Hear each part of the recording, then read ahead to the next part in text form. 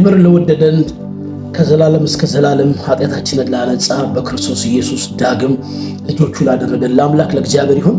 በዚህ ጠዋት እግዚአብሔር ቃል እንካፈላለን። ዛሬ የምንካፈልበት ሐሳብ ማይንድ ሴት ወይም ሐሳብ የሚል ነው። አይምሮዎቻችን ውስጥ ያለውን የእግዚአብሔርን ሐሳብ እግዚአብሔር አይምሮአችን እንዴት እንደለወጠው ጥቂት እናያለን። ይህንን ሐሳብ እንድንነጋገር ምክንያት የሆነኝ በዶክተር ምህረት ደበበ በማይንድ ሴት ጉዳይ ላይ በጣም ሰፋፊ ትምህርቶችን ያስተምራል። ይህን ትምህርት ደግሞ በአቢጌል የጸሎት ህብረት ሚኒስትሪ ላይ ደጋግመን እንማረዋለን። ይህ አቢጌል የጸሎት ህብረት ሚኒስትሪ ወይም ደግሞ አገልግሎት በኢየሩሳሌም ጉዳይ ላይ የሚማልድ ኢየሩሳሌምን እንደገና እግዚአብሔር እንዲያስባት እንዲጎበኛት ከድንዛዜ እንድትወጣ የሚማልድ ቡድን ነው።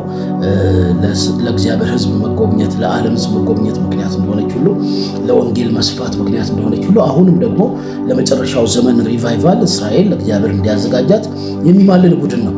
ስለዚህ በእሷ የተነገረው በአባቶች የተነገረው የተስፋ ቃል እስኪፈጸም ድረስ ይቺ ሀገር እንድትጠበቅ የሚማልድ ነው። እግረ መንገዱን ደግሞ ለኢትዮጵያም የሚማልድ ነው። ለኢትዮጵያም በወንጌል እጆቿን ወደ እግዚአብሔር እንድዘረጋ በሞርኮ ሳይሆን ለወንጌል በወንጌል እንድዘረጋ የሚማልድ ቡድን ነው እና በዚህ ውስጥ የዶክተር ምህረት ደበበ የማይንድ ሴት ትምህርቶች በጣም ይበረታታሉ፣ ሼር እናደርጋቸዋለን እና ከዛ አንጻር እግዚአብሔር እውነትም አይምሮአችንን የባረከው በዘፍጥረት ምዕራፍ 1 ላይ ቁጥር 28 ላይ ፍጥረታትን ሁሉ ፈጥሮ ወደ አዳም አመጣና ግዛቸው፣ ንዳቸው፣ እንደወደድክ አድርጋቸው፣ ተጠቀምባቸው፣ ተጠበብባቸው አለው እና ፍጥረታትንም አብጅ፣ ገነትንም አብጅ አለው። ይሄ አብጅ በሚለው ቃል፣ ግዛ በሚለው ቃል፣ ንዳ በሚለው ቃል ውስጥ የሰውን አይምሮ እግዚአብሔር እንደባረከው ሰው ፍጥረታትን ማስተዳደር፣ ክሬት ማድረግ፣ መምራት እንደሚችል የተቀመጠ ትልቅ ፖቴንሻል ነው። ይሄም ነው ዛሬ ዓለምን በተለያየ አይነት ቴክኖሎጂ የለወጠው። ይኸው ዛሬ እንደምናየው እኔ ሳሎኔ ውስጥ ወይም መኝታ ቤት ቁጭ ብዬ ዓለምን በዚህ አጭር የስልክ ስክሪን ደርሳለሁ።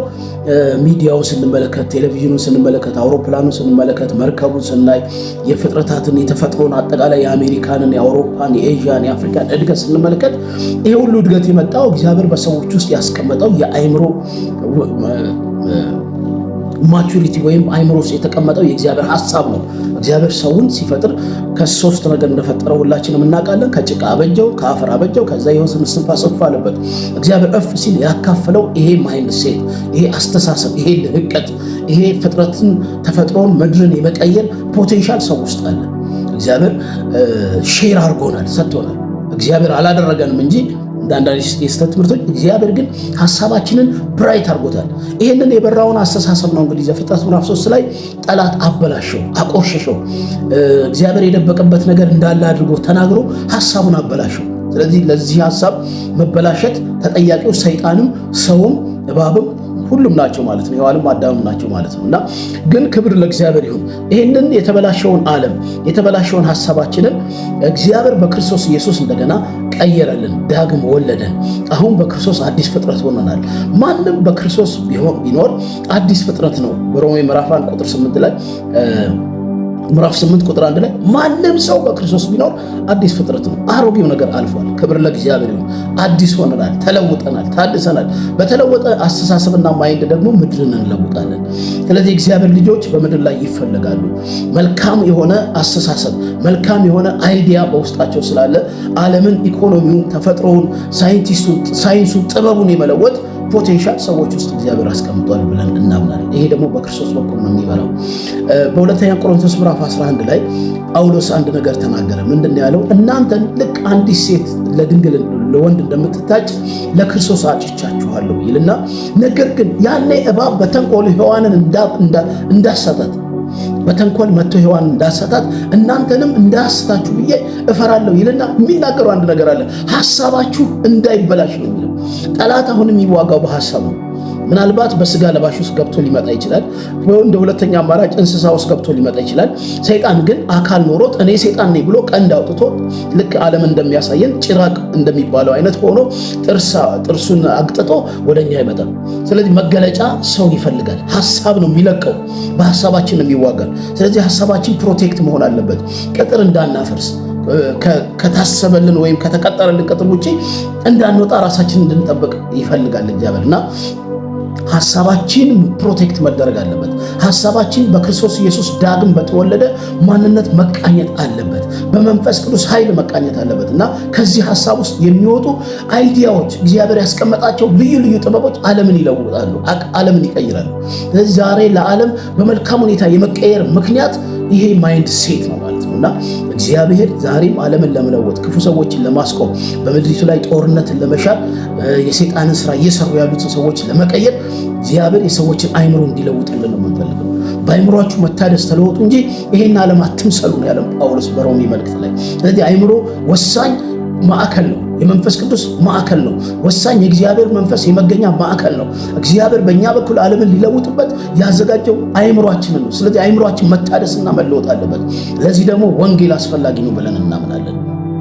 ኢየሱስ ክርስቶስ ጌታ ነው። ስለዚህ ሐሳባችሁ እንዳይበላሽ ሁል ጊዜ ወደ ሐሳባችሁ የሚመጡ ነገሮችን ፕሮቴክተር ነው። የምትበሉትን ምግብ ጤናማነት ቼክ እንደምታደርጉ ዕለት ዕለት ወደ ሐሳባችሁ የሚመጡ ትምህርቶችን ቼክ ማድረግ አለባችሁ። ጸሎቶችን፣ አገልጋዮችን ቼክ ማድረግ አለባችሁ። ከየት ወገን ነው? ከየትኛው ወገን ነው ብላችሁ ከእግዚአብሔር ወገን ነው ወይ? ከክርስቶስ ወገን ነው ወይ?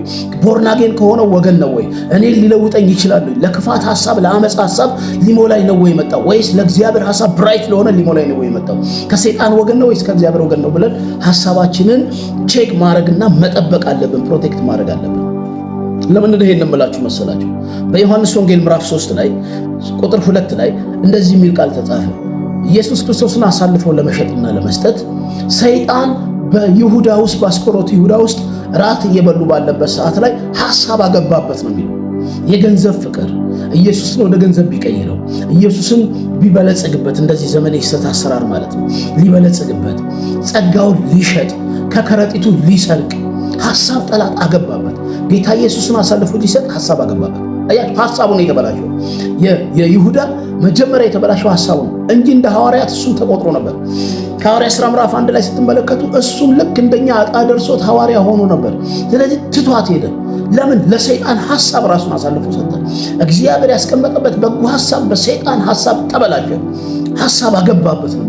ዛሬም የምንሰማውንና የምናየውን ነገር እንድንጠበቅ ያስፈልጋል። ሞባይሎቻችን ላይ የመጡትን ነገሮች ሁሉ ማየት የለብንም። ስልካችን ላይ የተደወሉትን ሁሉ መስማት የለብንም።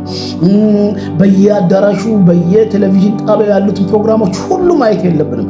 የትኛው ከእግዚአብሔር ወገን ነው? የትኛው ቦርናጌን ነው? የትኛው ክርስቶስን ይገልጣል? የትኛው የኢየሱስ ክርስቶስ ባህሪ ይታይበታል? ኢየሱስ ክርስቶስ የባህሪያን መልክ ይዞ በምስሉ እንደ ሰው ተገኝቶ ራሱን አዋርዶ ዝቅ ብሎ ነው የመጣው። እግር አጠበ። ዮሐንስ ወንጌል ምዕራፍ 15 ላይ ምን አለ?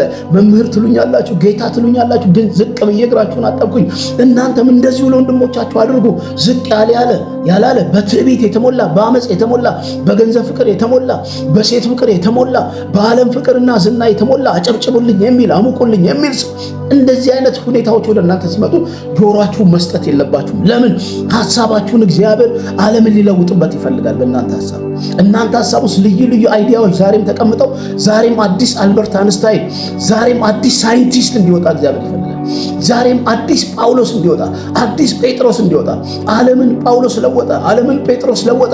ዛሬም በጴጥሮስና በጳውሎስ በዛ መንገድ በዛ ወይ የሄዱ አዳዲስ ሰዎችን እግዚአብሔር ለዓለም ለውጥ፣ ለቻይና፣ ለአውሮፓ፣ ለአሜሪካ፣ ለኢራን፣ ለኢራቅ፣ ለመካከለኛው ምስራቅ፣ ለሩቅ ምስራቅ፣ ለኢትዮጵያ፣ ለአፍሪካ ለውጥ ሰዎችን እግዚአብሔር ማስነሳት ይፈልጋል። ስለዚህ አይዲያችን የተባረከ እንዲሆን ያስፈልጋል። በልባችሁ መታደስ ተለወጡ እንጂ ይሄን ዓለም አትምሰሉ አለን ሮሜ ምዕራፍ 12 ላይ።